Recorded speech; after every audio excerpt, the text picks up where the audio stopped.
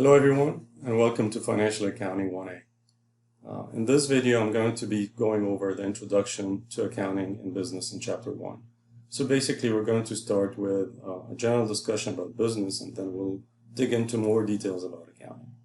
So I know this is something new to all of you, and we'll see, we'll try to get the basics about accounting, and then in the future chapters, we're going to get into more details about how the accounting works. So the first thing in this chapter is to discuss the nature of business and accounting. So what is a business? A business is an organization in which basic resources, which are the inputs, such as material and labor, are assembled and processed to provide goods or services to customers. So the objective of most businesses is to earn profit. One of those things I want you to be clear about is in this course, we're going to be focusing mainly on business-oriented companies. So we're not talking about governmental organizations or non-for-profit organizations. Here we're only focusing on profit-seeking organizations. So what do we mean by profit? Profit is the difference between the amounts received from customers for goods or services that we provide and the amounts paid for the inputs used to provide the goods or services. So now let's see the different types of businesses. Basically, businesses are classified into three categories. We have service businesses, we have merchandising businesses, and we have manufacturing businesses. So let's see some examples. So for service businesses, we have companies like Delta Airlines, Walt Disney Company. So Delta Airlines provide transportation, Walt Disney provides entertainment. And of course, some of these businesses can provide some products. So we have like a Walt Disney store, but again, this doesn't mean that they provide products. Their main service is entertainment. Also in a Delta airline, I think while you're traveling in any of their flights, you can receive lunch or dinner, but that doesn't mean that they provide food as their main kind of service. Their main kind of service is transportation. This is what we focus on. So for merchandising businesses, these are the kind of businesses that buy products in bulk and then they retail it or give it or sell it to customers like individually and without any kind of transformation. So they just give it to their customers in the same format as they acquired it. So companies like Walmart, Amazon.com, are good examples of merchandising businesses. If you look at manufacturing businesses, this is a different kind of business. This is the kind of business where they buy raw material, they have labor, and they transform these raw material into a final product. Companies like Ford, Dell, or any of those manufacturing companies that we know can fall into this category.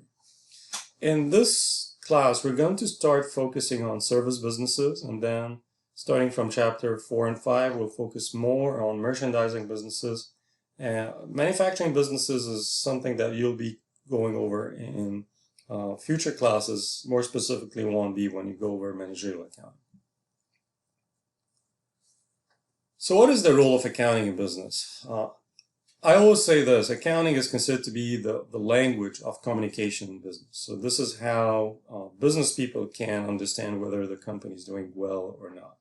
So it's defined as an information system that provides reports to users about the economic activities and condition of the business. The process by which accounting provides information to users is usually goes through 4 steps or 5 steps. You have to identify the users, you have to assess the users' information needs, what they need. Then you have to design the accounting information system to meet the user's need. Then you need to record economic data about business activities and events, which we refer to as transactions. And then we prepare accounting reports for users.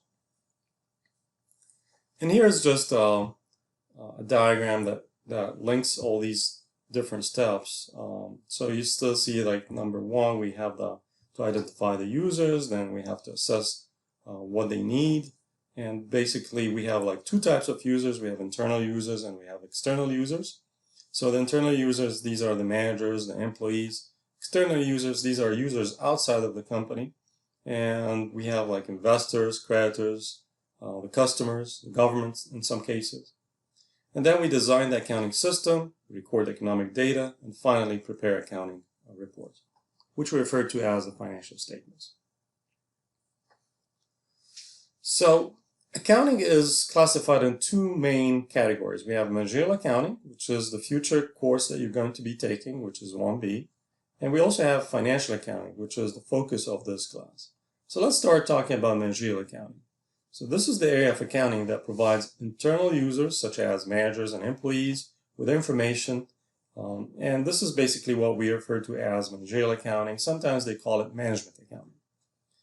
So what's the objective of that? The objective of managerial accounting is to provide relevant and timely information for managers and employees' decision-making needs. So this is the kind of information that is needed by internal users, and it's not available to the public. Usually this is limited information. So managerial accountants employed by a business are employed in what we call it private accounting. So remember that managerial accounting is tied to what we refer to as private accounting, which is basically working in accounting for a firm itself. Financial accounting, on the other side, it's the area of accounting that provides external users, like who? Like investors, creditors, customers, and even the government, with information that is basically related to them. So this is usually summarized information. It doesn't have all the details. And usually the company doesn't want to release all the information, just the information that's relevant to these users, external users, for decision making. The objective of financial accounting is to provide relevant and timely information for the decision-making needs of users outside of the business. The general purpose of financial statements, which is the final product of financial accounting, are one type of financial accounting report that is distributed to external users. Now let's change gears a little bit and talk about the importance of ethics in accounting and business. And of course, this is like a separate topic, but it's very relevant to us now to understand how important ethics is to accounting.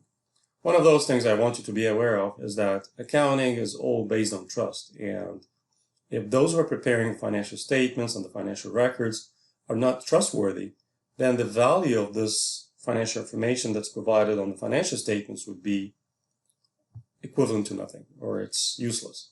So we have to really trust those who prepare the financial statements. Otherwise, it's going to be with no value.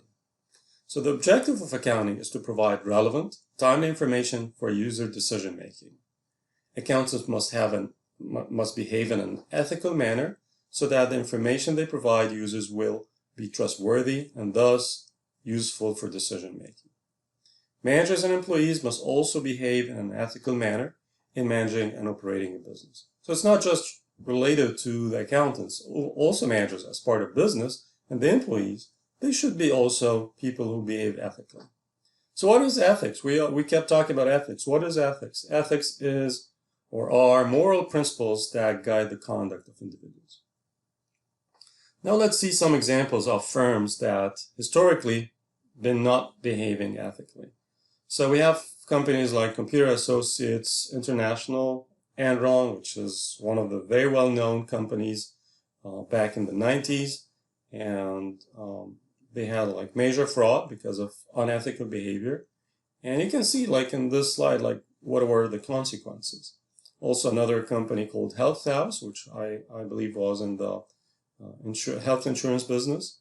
Quest Communications International, Xerox Corporation. All of these, they had their own scandals when it comes to unethical behavior that led to some kind of fraud commitment. So this just gives you an example of like even the large companies are not immune from this kind of unethical behavior, but that doesn't give us the right to behave unethically. We always have to remember that if somebody within the company is behaving unethically, the consequences could be severe. And we have an example like Enron and Health South. These are examples of companies that actually vanished because of this kind of unethical behavior. So what is the common thing among all these companies? What went wrong for these managers and companies? So the answer to the preceding question normally involved one or both of the following two factors. And this is really interesting because that's basically the reason why these kind of things happen. Failure of individual characters. So some people, they have this kind of bad characteristic. unethical personality. So this definitely would impact the company itself. Also, the culture of greed and ethical indifference. So if we have this kind of culture within the company that they say, oh, it doesn't matter, this is what other companies are doing, and they start justifying this kind of wrongdoing, this is what's the starting point for unethical behavior. So what is the role of ethics in accounting and business? So as a result of the accounting and business frauds shown on the previous slides, Congress passed laws to monitor the behavior of accounting and business, and this law is called Sarbanes-Oxley Act. So Sarbanes-Oxley came out in 2002, and was one of the major legislations that affected the accounting profession. And this is why I really want you to know the name, because it's one of those things that created some kind of restriction on accounting firms, on even businesses. So we have to be aware of its existence. So what did Sarbanes-Oxley do? And by the way, they give it the short SOX. So what it did is that it established a new oversight body for the accounting profession called the Public Company Accounting Oversight Board, shortly known as the PCOB. The PCOB organizes the accounting profession for publicly traded companies, or companies that are traded in the stock market. Additionally, Sarbanes-Oxley established standards for independence, corporate responsibility, and for also disclosures, which we call them the footnotes of the financial statements. So there are a few guidelines here for behaving ethically, and I think these are common sense. If you go over these 4 steps, you'll find them that they are very logical, they're common sense. So we need to identify an ethical decision by using your personal ethical standards of honesty and fairness. You need to identify the consequences of the decision and its effect on others. You also need to consider your obligation and responsibility to those who will be affected by your decision. And finally, you need to make a decision that is ethical and fair to those affected by it. So you see, this is not like rocket science. It's just logical sequence of trying to solve an ethical dilemma. And by the way, we face ethical dilemmas on a daily basis.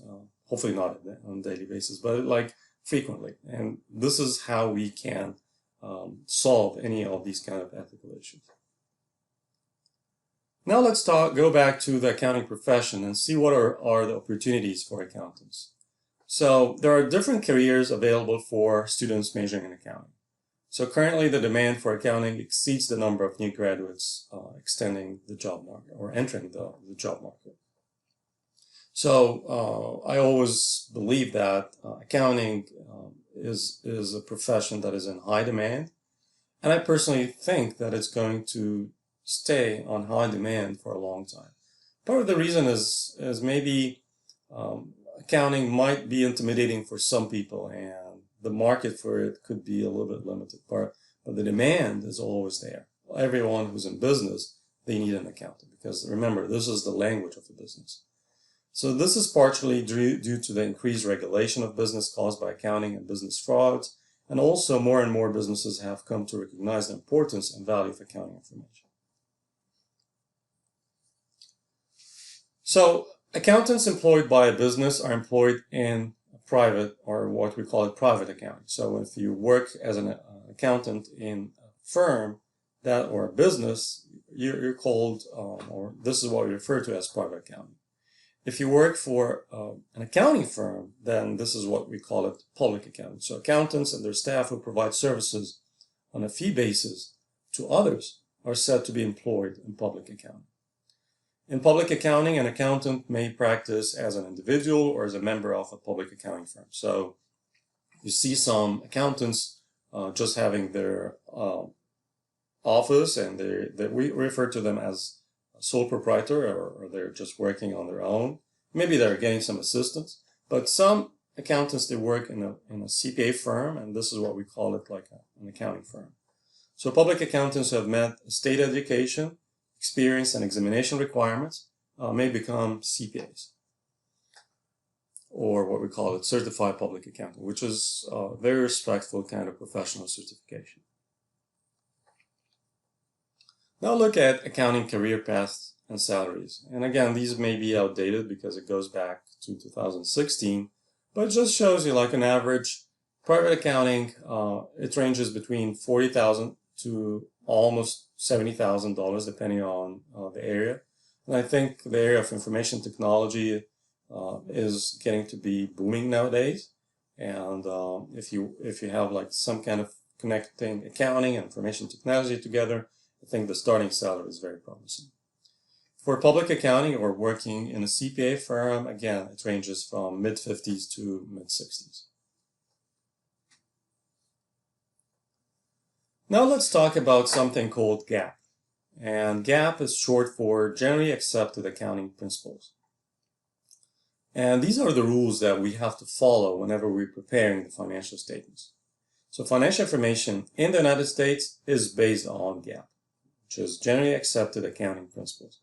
So GAAP is a collection of accounting standards, principles, and assumptions, which by the way we're going to be going over shortly, that define how financial information would be reported. Accounting standards are the rules that determine the accounting for individuals or for individual business transactions. On the other side, we have accounting principles and assumptions. They provide the framework upon which accounting standards are constructed. So in the United States, Financial Accounting Standards Board, or FASB, has the primary responsibility for developing accounting principles. So these standards, they don't just come up like arbitrary. There is a board, which is called the Financial Accounting Standards Board. They are the ones who are responsible for developing these accounting principles. There's also something called the SEC, which is the short for Securities and Exchange Commission. It's an agency of the U.S. government. It's a federal organization. It has the authority over accounting and financial disclosure for companies whose shares of ownership or stock are traded and sold in the public or to the public.